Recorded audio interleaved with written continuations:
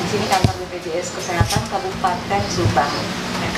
Izin saya mengenalkan Bapak dan Ibu dari teman-teman Posko JKN. Saya memilih Posko JKN. Iya.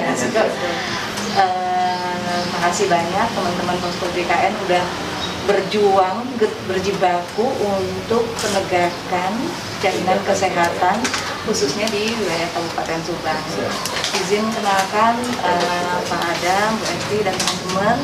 Ini di sini ada dari dinas, alhamdulillah dinas Dukcapil sudah hadir dengan Pak Hoji dan Pak Budi di sini. Kemudian dari dinas sosial sudah ada Ibu kami dan dinas kesehatan sudah ada Pak Adai. Dan izin kenalkan saya Fitriana Salam, saya Kepala Cabang BPJS Kesehatan Cabang Sumedang.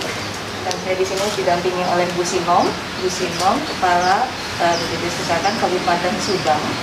Dan ada Pak Adi, beliau Kepala Bidang Kepesertaan BPJS Kesehatan Cabang Sumedang. Baik, alhamdulillah ada tentunya kita tidak terlepas dari permasalahan. Dengan adanya masalah kita bisa membetulkan atau menjalankan jaminan kesehatan ini dengan baik. Kami berterima kasih kepada teman-teman Posko JKN yang sudah menemukan satu kasus. Sebetulnya mungkin ini ada kasus-kasus lain, tetapi ada satu kasus yang luar biasa yang tentunya sebetulnya ini adalah cikal bakal dari perbaikan, baik itu perbaikan data maupun perbaikan pelayanan kesehatan. Ya. Baik, alhamdulillah di sini sudah ada dari Dukcapil sampai Dinkes, maka satu kasus punten Pak Warjani itu mengangkat kita untuk kita bisa bertemu. Kita bertemu antara kami BPJS Kesehatan dan teman-teman pemerintah daerah Kabupaten Subang dan teman-teman Posko JKN. Nah, izin Bapak dan Ibu, ini adalah cita-cita Kabupaten Subang. Kabupaten Subang cita-cita menjadikan seluruh masyarakat Kabupaten Subang memiliki jaminan kesehatan. Ini adalah cita-cita Kabupaten. Insya Allah. Ini sebetulnya akan beranjak ke sana, ya Pak ya. Jadi jika Kabupaten Subang akan bercita-cita menjadikan universal health coverage di Kabupaten Subang, maka datanya harus benar dulu nih. Data kependudukan, data kepesertaannya harus betul dulu, ya Pak ya. Alhamdulillah ini adalah proses untuk menuju ke sana. Memang proses menuju ke universal health coverage ada kendala-kendala, dan kendala-kendala itu kita harus gotong royong untuk kita selesaikan sama-sama. Ya. Alhamdulillah sekarang kita ketemu kendala satu, awal ini, dan ternyata mungkin awal ini data kependudukannya itu tidak tepat. Itu satu, itu yang double, dan ada NK-nya juga yang tidak padat. Ya. Nah, dari dasar itu, oleh karena itu pada tanggal 1 Oktober dan 1 November Kementerian Sosial menghapus peserta JKN yang data kependudukannya kurang tepat, seperti halnya Pak Warkeni. Jadi karena data kependudukan yang nggak tepat, maka dihapus. Dibenerin dulu. Jika data kependudukannya sudah betul dan beliau termasuk penduduk yang masuk dalam DPKR, beliau boleh direaktivasi, dimasukkan kembali menjadi peserta PBI JKN, PBI APBN ya, yang dibayarkan oleh pemerintah pusat. Nah, tetapi punten kalau saya boleh menerangkan, kenapa tidak kita bisa daftarkan ke PBI APBN, karena data kependudukannya belum tepat. Nah, jadi alhamdulillah di sini dinas kesehatan, dinas sosial dan dinas Dukcapil pemerintah daerah Kabupaten Subang bersedia memasukkan peserta tersebut, ini Pak Warkeni, untuk menjadi peserta PBI APBD yang dibayarkan oleh pemerintah daerah Kabupaten Subang. Nah, Jadi dibenerin dulu datanya Pak warga ini, nanti bisa masuk ke PBI atau BP. Nah, PBI itu menerima bantuan iuran yang dibayarkan oleh pemerintah Kabupaten Subang. Tetapi tidak bisa langsung aktif tentang kepada Ibu, karena Kabupaten Subang belum berhasil, sehingga daftar di bulan Desember, aktifnya di Januari. Jadi nanti insya Allah Pak Wakani di awal Januari akan aktif menjadi peserta PBI APBD. Jadi gitu ya Pak ya. Jadi mungkin ini pembuka dari saya, membuka diskusi dari tim saya. Semoga diskusi ini kita bisa berlanjut. Di sini sudah ada di Capil, sudah ada di Dinkes, sudah ada di Dinsos, dan ada teman-teman dari Bpjs Kesehatan. Mangga silakan untuk kita diskusikan lebih detail lagi. Baik, terima kasih banyak. Demikian saya buka diskusi ini untuk kita lanjutkan ke pembicaraan kita selanjutnya. Assalamualaikum warahmatullahi wabarakatuh. Waalaikumsalam. Terhormat ya tuan rumah ya Pak ya, puntennya dari Ibu BPJS, Ibu Fitri, serta Din dan Bapak Dinkes, Pak Acep, Bapak Dinsos, Bu Tami, Bapak di Capil Pak ya, serta Bapak Uji, serta tim gabungan relawan posko JKNKIS. Kebetulan di sini juga Bu ada dari perwakilan SPI, Jamkesot. Ini sebetulnya orang dekat Wabuk Bu, Bupati. Gimana ini Bupati kemana nih saya bingung. Udah lah ya, ini yang Ini tim kita yang lain dari serikat PUK yang ada di perbatasan lah. Nah, mungkin dengan kita bisa hadir di sini untuk diskusi ya mengenai permasalahan yang terjadi di Kabupaten Subang ya Bu. Ini kebetulan kami mendapatkan info tentang pendampingan itu sebetulnya dari timnya Pak Wakil Bupati Karawang Bu, dari Pak Haji Aep kami dapat info, beliau dari ini Patalepa lah gitu bahasa Sunda mah. Nah akhirnya kami coba nih untuk edukasi dulu bisa enggak ya, setelah masuk ke lapangan edukasinya kan kita membingungkan nih, termasuk di Dapil, data DTSK Dinsos sama BPJS nggak sinkron. Di DTSK menyatakan Dinsos itu data betul valid. Nah ibunya Pak Warkeni, kita dicek ke BPJS di sistem double nick atau punya kecebur lah gitu dalam bahasa kata ini mau kecebur ke partai orang. Nah dari Dinkes Kabupaten kita udah sering Pak ya, sampai kita tembus ke Dinkes Jawa Barat Bu, tim pengawas Pak Suryana, kita sering komunikasi lah dengan beliau.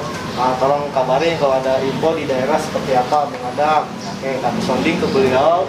Ternyata dengan perjalanan pendampingan dari komunikasi serta relawan, kita tidak bisa menemukan akhir cerita gitu ya punya. Ini solusinya kemana untuk pembiayaan. Sedangkan harusnya kalau menurut SK 98 itu bisa clear ya Bang ya. Kalau rekom Dinsos, tinggal mengeluarkan surat aja rekom. Karena di data NIK itu terdata di BPJS paskesnya Belanakan itu nik si bapak udah jelas ya, tapi di sistem mungkin ya.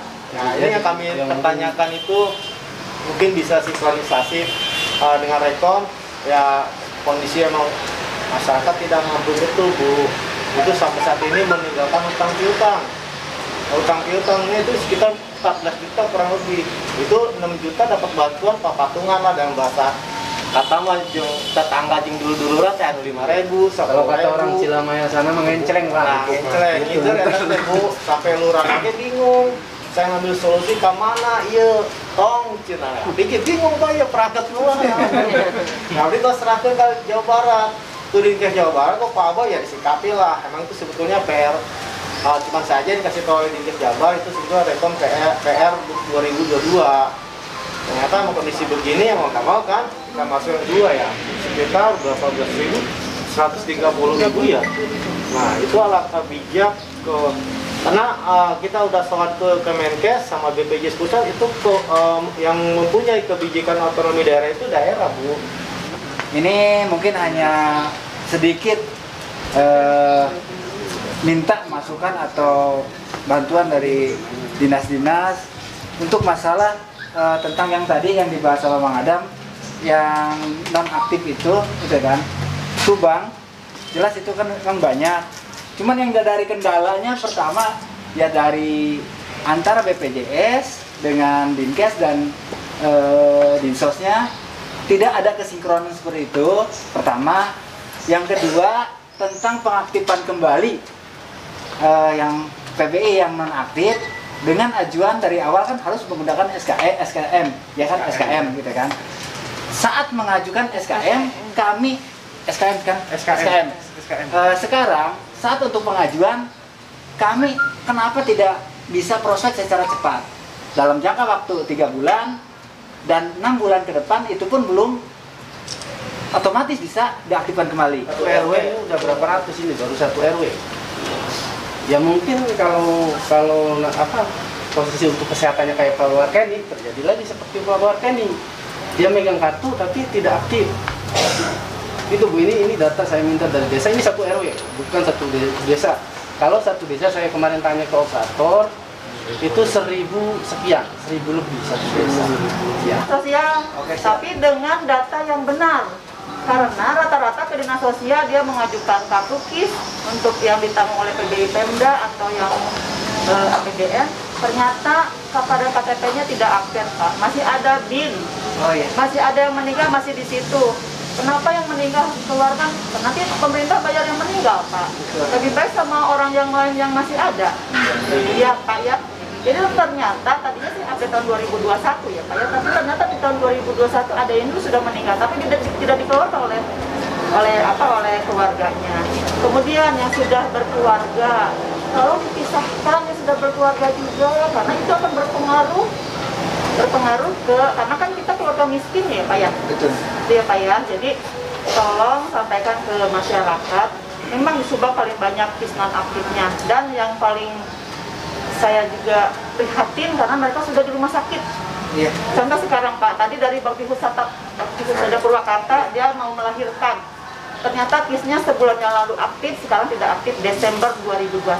Bakti Husada Purwakarta telepon ke saya, Ibu tolong reaktivasikan buat Sang.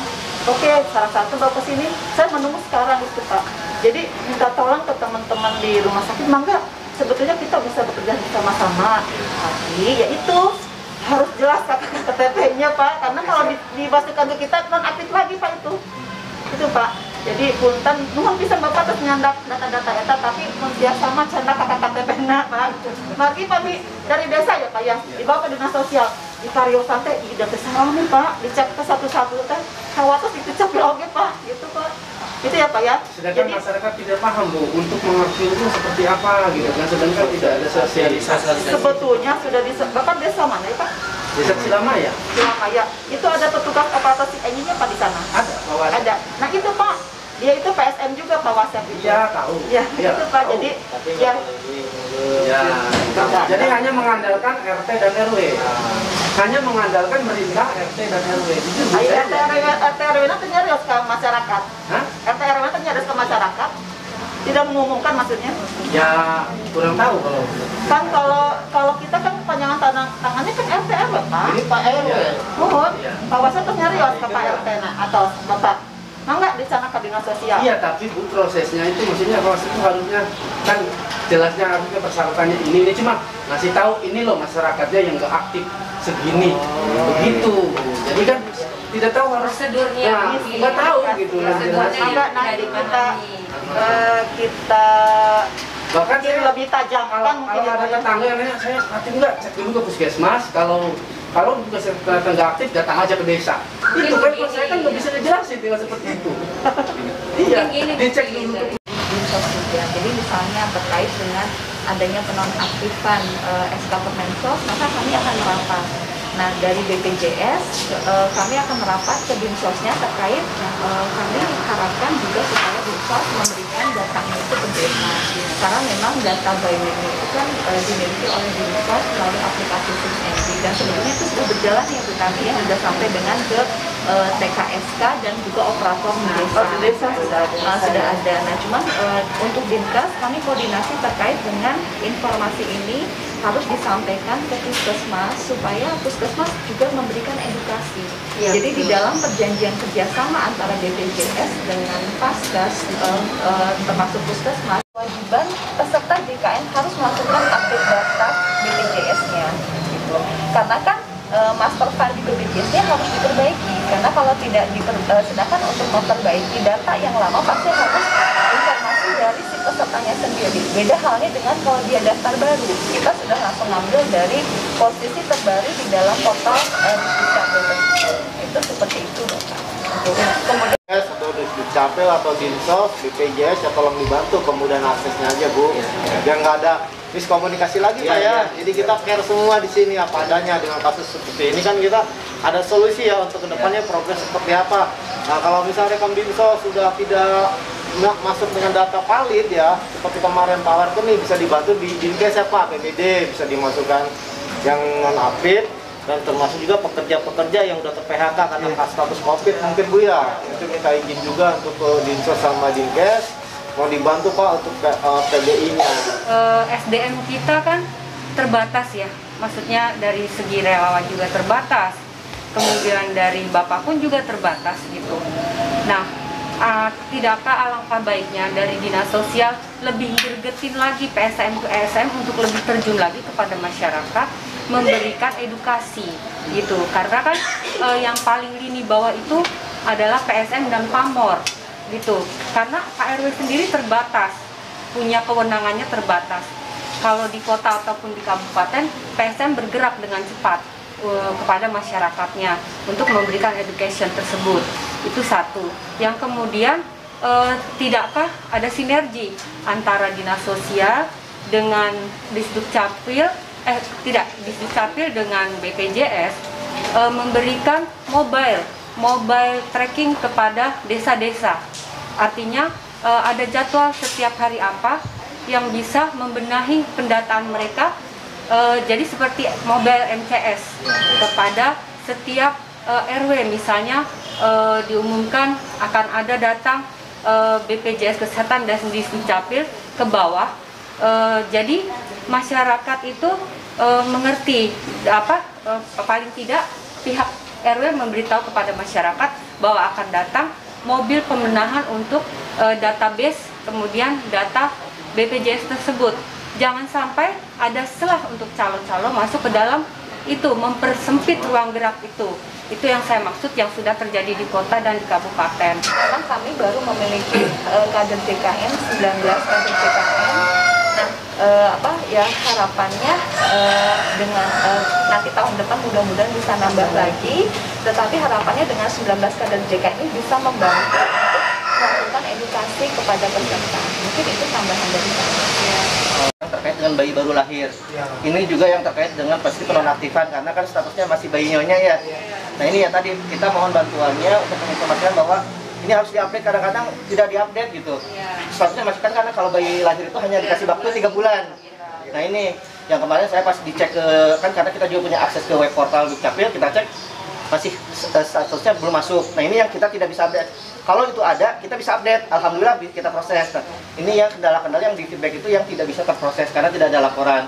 Nah untuk Dinkes Kabupaten Subang, alhamdulillah kemarin untuk Pak Warken ini mudah-mudahan ya Kang Adam ya ada solusi. Kita sudah koordinasi dengan Kang Aboy yang dari Dinkes Provinsi, kemudian kita sudah minta bantuan ke Basnas Provinsi, kemudian Basnas juga kita tunggu saja walaupun tidak 100% karena kita juga sudah ada deposit juga ya, bukan kita Kang Adam. Jadi dengan hal tersebut mungkin Pak Warken ini bisa dengan baik dan sehat, tidak menjadikan dia menjadi psikis tekanannya karena permasalahan biaya ini. Karena kita tidak menyangka bahwa keadaan seperti ini akan terjadi.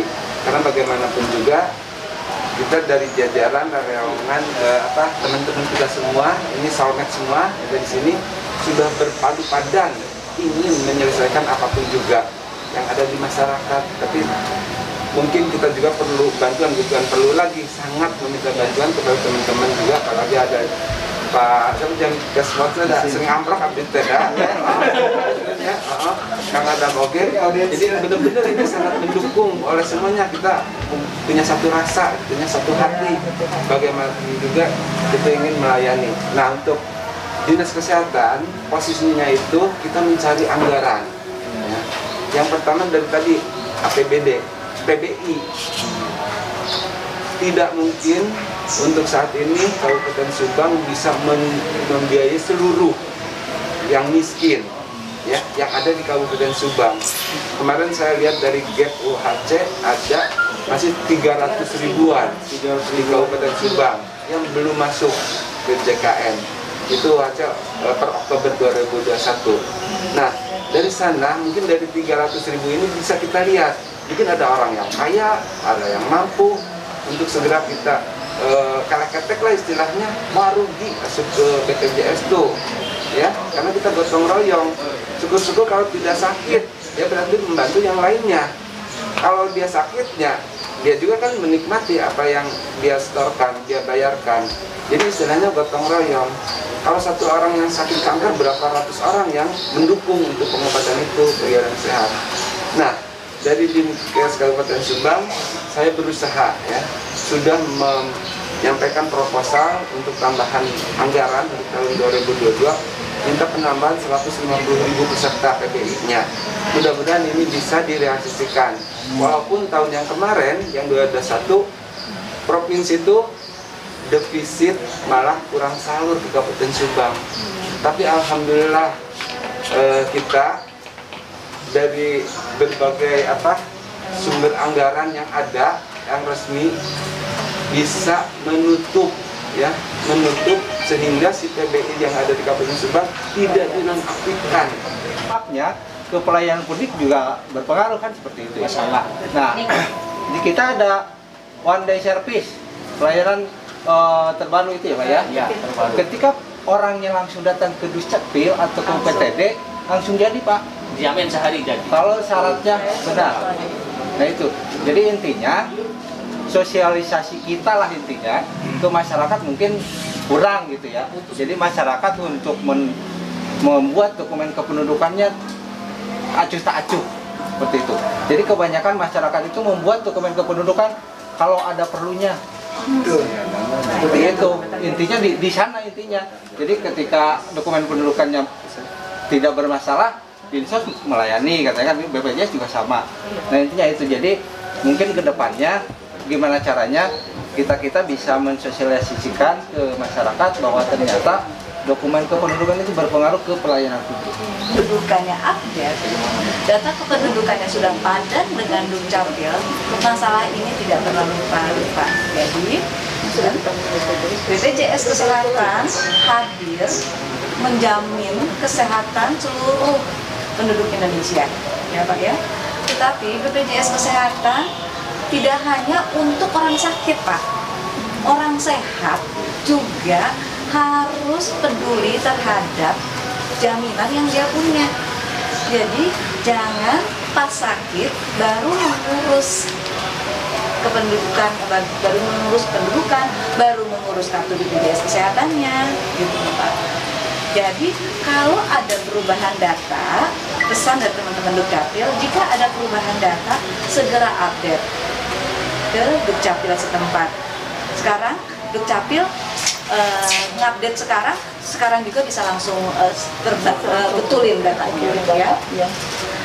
Kalau masih ada ternyata peserta dari BPJS ini belum terupdate datanya, kartu kartunya, di Dukcapil siap. Yang penting ada permohonan dari pemerintah desa. Terlepas mau pemerintah desa yang sekarang atau pemerintah desa yang akan dilantik, mangga. Kesiapan dari Dukcapil.